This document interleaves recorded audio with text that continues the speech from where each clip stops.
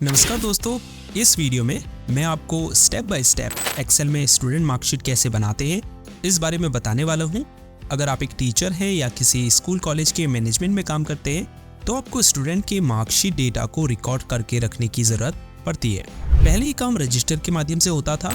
अब चूँकि कंप्यूटर का इस्तेमाल आम हो चुका है तो हम इस डेटा को एक्सेल में बहुत ही ऑर्गेनाइज तरीके से सेव करके रख सकते हैं। जैसे हमने ये हाई स्कूल स्टूडेंट की मार्कशीट यहाँ पर बनाई हुई है जिसमें उनका रोल नंबर है, नाम है, सब्जेक्ट है, टोटल मार्क्स है, ऑब्टेन मार्क्स है यानी जो उन्होंने प्राप्त किए हैं वो मार्क्स है। इसके अलावा परसेंटेज है, ग्रेड है और रिजल्ट है।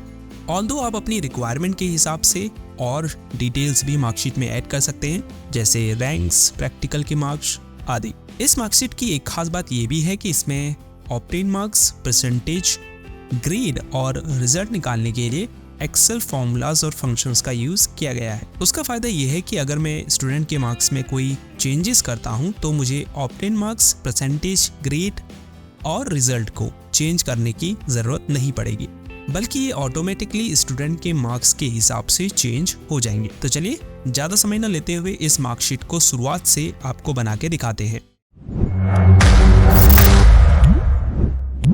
मार्कशीट बनाने के लिए हम पहले की कुछ रोज को छोड़कर वर्कशीट में डेटा टाइप करना शुरू करेंगे। इन छोड़ी गई रोज में हम बाद में स्कूल या कॉलेज का नाम लिखेंगे, तो जितना भी बड़ा आपका स्कूल या कॉलेज का नाम है उस हिसाब से आप रोज छोड़ सकते हैं। हम 6 रोज छोड़ रहे हैं, आप अपनी रिक्वायरमेंट के हिसाब से ऊपर की रोज को छोड़ सकते हैं। अब सबसे पहले हम मार्कशीट की हेडिंग्स को लिखेंगे जैसे रोल नंबर, नेम। अब सब्जेक्ट लिखिए Hindi, English, mathematics, science, history और फिर total marks, obtain marks, percentage, grade and result. हालांकि आप अपनी रिक्वायरमेंट के हिसाब से और हेडिंग्स भी ऐड कर सकते हैं। चलिए अब रोल नंबर लिखते हैं 1, 2। अगर आप एक्सेल में ऐसा डेटा फिल कर रहे हैं जो एक सीरीज में है या जिसका एक सिमिलर पैटर्न है जैसे 1, 2, 3, 4, 5 एंड सो ऑन, या फिर 2, 4, 6, 8, तो आप फिल हैंडल फीचर का यूज कर इस डेटा को क्विकली फिल कर सकते हैं। जैसे मुझे नंबर्स लिखने हैं तो मैं इन 2 सेल्स को सेलेक्ट करूंगा और फिर फिल हैंडल फीचर को उस सेल तक ड्रैग करूंगा जहां तक मुझे नंबर फिल करना है। अब स्टूडेंट्स के नाम लिख लेते हैं। इसके लिए मैं सीट 1 से ही नेम्स को कॉपी कर लेता हूं। नेम सेल्स को सेलेक्ट कीजिए, Ctrl+C दबाइए और फिर Ctrl+V दबाकर पेस्ट कर दीजिए। कॉलम की विड्थ को एडजस्ट करने के लिए ऊपर कॉलम के बीचों बीच कर्सर को रखें और माउस से डबल क्लिक कीजिए। इससे कॉलम की विड्थ कंटेंट के अकॉर्डिंग एडजस्ट हो जाएगी। अब सब्जेक्ट वाइज स्टूडेंट्स के मार्क्स को फिल करते हैं। इसके लिए भी मैं सीट 1 से डेटा को कॉपी करके यहां पेस्ट करूंगा। सेल्स को सेलेक्ट कीजिए। कॉपी करने के लिए Ctrl+C दबाइए और शीट 2 में Ctrl+V दबाकर डेटा को पेस्ट कर दीजिए। अब टोटल मार्क्स टाइप कीजिए और फिर ड्रैग करके बाकी सेल्स में भी इस डेटा को कॉपी कर दीजिए। अब हम ईच स्टूडेंट के ऑब्टेन मार्क्स निकालेंगे। ऑब्टेन मार्क्स यानी जो सभी सब्जेक्ट्स को मिलाकर उन्होंने टोटल अंक प्राप्त किए हैं। तो इसके लिए हम सम फंक्शन का यूज करेंगे। तो टाइप कीजिए इक्वल सम, टैब की दबाइए, मार्क्स की फर्स्ट सेल को सिलेक्ट कीजिए, कॉलन लगाइए और मार्क्स की लास्ट सेल को सिलेक्ट कीजिए, ब्रैकेट क्लोज कीजिए और एंटर की दबाइए। तो फर्स्ट स्टूडेंट के सभी सब्जेक्ट्स के मार्क्स का टोटल यहां आ चुका है। बाकी स्टूडेंट्स के ऑपरेंड मार्क्स निकालने के लिए हमें दोबारा सम फंक्शन लगाने की ज़रूरत नहीं है। सिंपली इस सेल के बॉटम राइट कॉर्नर पर कर्सर को रखें और जैसे ही कर्सर प्लस साइन में बदल जाए इस पर डबल क्लिक कीजिए। इससे बाकी सेल्स में भी सम फंक्शन कॉपी हो जाएगा। ऑल्दो आप इस तरह से ड्रैग करके भी बाकी सेल्स में फॉर्मूला अप्लाई कर सकते हैं। अब हमें परसेंटेज निकालनी है तो उसके लिए भी हम फॉर्मूला का यूज करेंगे। एक्सेल में परसेंटेज निकालने के लिए फॉर्मूला यूज होता है is equal to obtain marks divided by total marks then multiply by 100। तो हम टाइप करेंगे इक्वल, फिर ऑब्टेन मार्क्स की सेल को सेलेक्ट करेंगे, डिवाइड करने के लिए फॉरवर्ड स्लैश का साइन लगाएंगे, फिर टोटल मार्क्स की सेल को सेलेक्ट करेंगे तो equal obtain marks divided by total marks. अब इसे मल्टीप्लाई करेंगे 100 से, तो मल्टीप्लाई के लिए एस्ट्रिक का साइन टाइप करेंगे देन 100, अंत में एंटर की दबाइए। तो हमारे फर्स्ट स्टूडेंट की परसेंटेज निकल चुकी है। सेम फॉर्मूला हम बाकी सेल्स में भी कॉपी कर देंगे।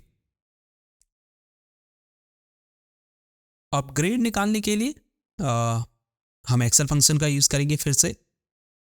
ऑल्दो आप मैनुअली भी स्टूडेंट्स के ग्रेड टाइप कर सकते हैं, लेकिन ऐसी स्थिति में जब आपके पास कई 100 स्टूडेंट्स की लिस्ट हो वहां पर मैनुअली ग्रेड टाइप करने में आपको काफ़ी अधिक समय लग सकता है।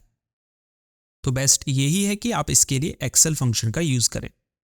तो एक्सेल में जहाँ पर भी आपको ट्रू और फॉल्स में आउटपुट चाहिए होता है वहाँ हम इफ़ फंक्शन का यूज़ करते हैं।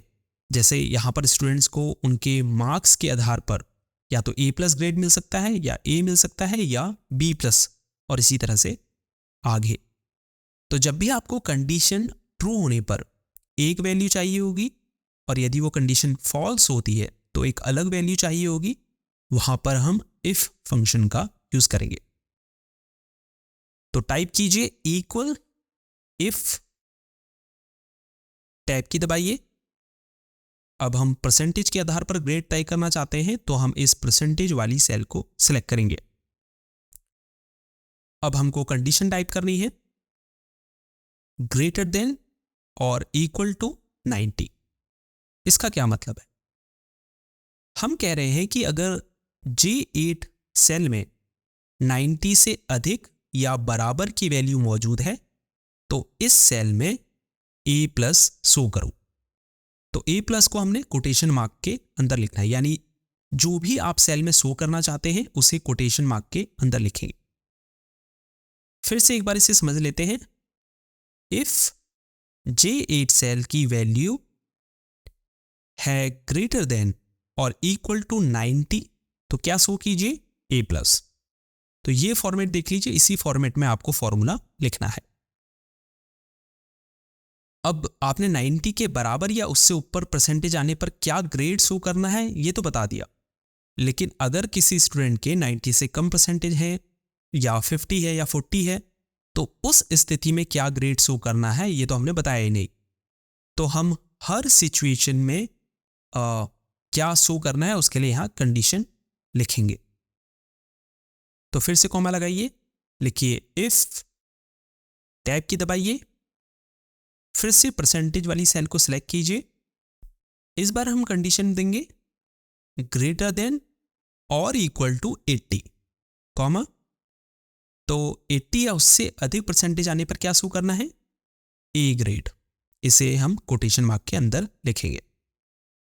तो चलिए अब हम बाकी कंडीशन भी लिख लेते हैं, comma if J8 cell value greater than और इक्वल टू 70, कॉमा तो शो कीजिए B+,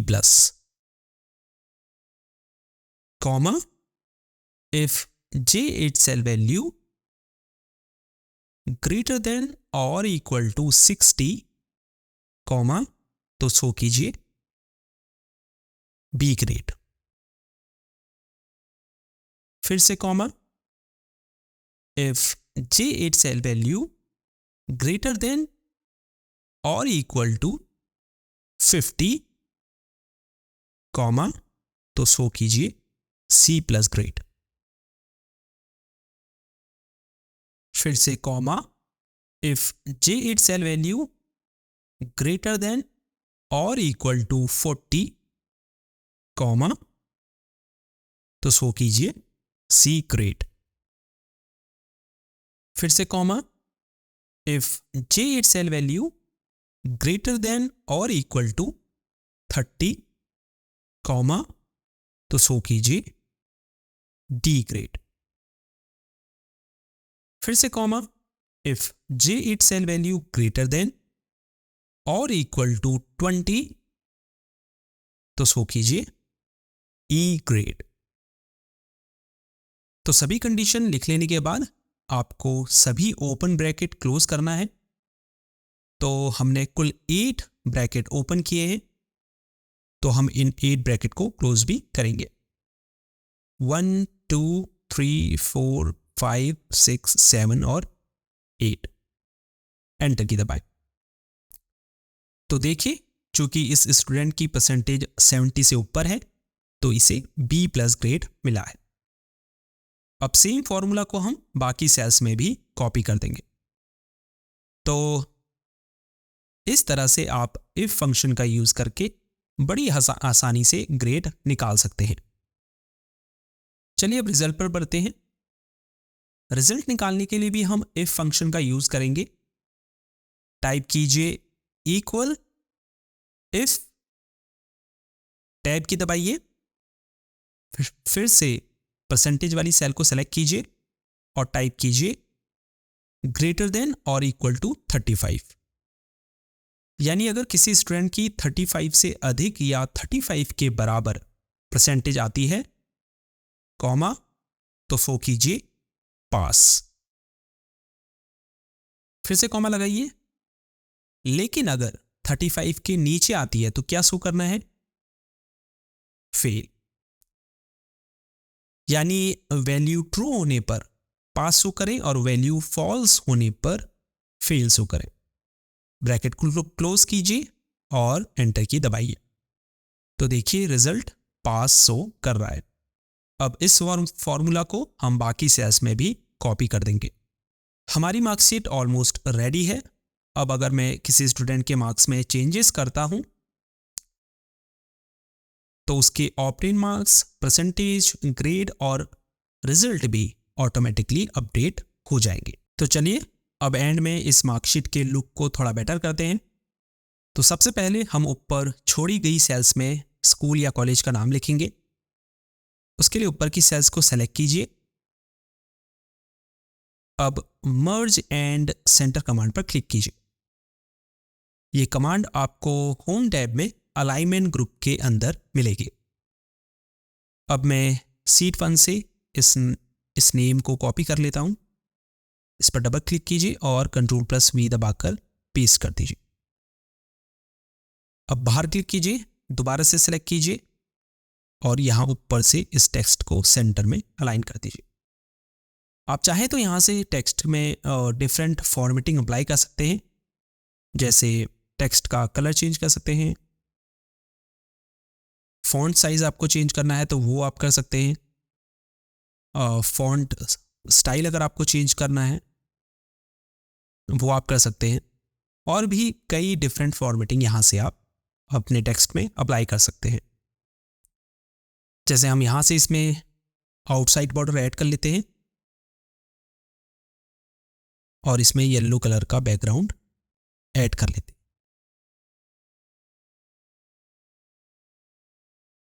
ऐसे ही नीचे की सेल्स को सिलेक्ट कीजिए और उनमें ऑल बॉर्डर्स अप्लाई कर दीजिए। हेडिंग के बैकग्राउंड में ग्रीन कलर ऐड कर दीजिए।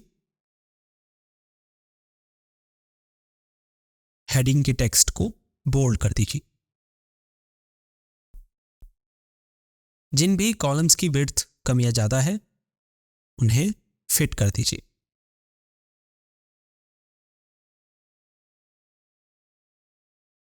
अब इंसर्ट टैब में जाइए, इलस्ट्रेशंस पर क्लिक कीजिए, शेप्स पर क्लिक कीजिए फिर यहाँ से बेसिक शेप्स के अंदर फ्रेम शेप पर क्लिक कीजिए और मार्कशीट के ऊपर शेप को ड्रॉ कीजिए। शेप के टॉप में ये जो येलो कलर का सर्कल है इस पर क्लिक कीजिए और इसे ऊपर की तरफ ड्रैग करके शेप को छोटा कर दीजिए।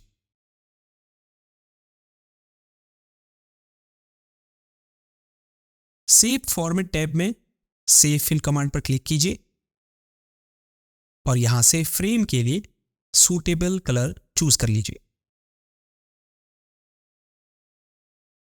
अब शेप आउटलाइन पर क्लिक कीजिए और नो आउटलाइन ऑप्शन पर क्लिक करें। तो इस तरह से आप अपनी मार्कशीट को बेसिकली एक बेटर लुक दे सकते हैं।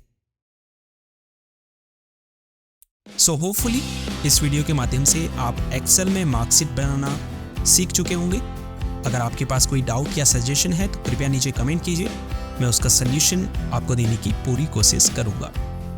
जाते जाते आपसे यही रिक्वेस्ट है, अगर इस वीडियो से आपको सीखते हैं, इस वीडियो में बताई गई इन्फॉर्मेशन आपको यूजफुल लगती है और आपको लगता है कि ये वीडियो अधिक से अधिक लोगों तक पहुंचनी चाहिए, तो इस वीडियो को लाइक ज़रूर कीजिए और अपने व्हाट्सएप ग्रुप, फेसबुक और अदर सोशल मीडिया प्लेटफॉर्म्स पर इस वीडियो को शेयर ज़रूर करें। और अगर आप कंप्यूटर से संबंधित कोर्स, टिप्स एंड ट्रिक्स या सपोर्ट प्राप्त करना चाहते हैं तो इजी टेक क्लास को सब्सक्राइब ज़रूर करें। इस वीडियो में इतना ही। आपसे मिलते हैं किसी और वीडियो में एक नए टॉपिक के साथ। तब तक के लिए गुड बाय।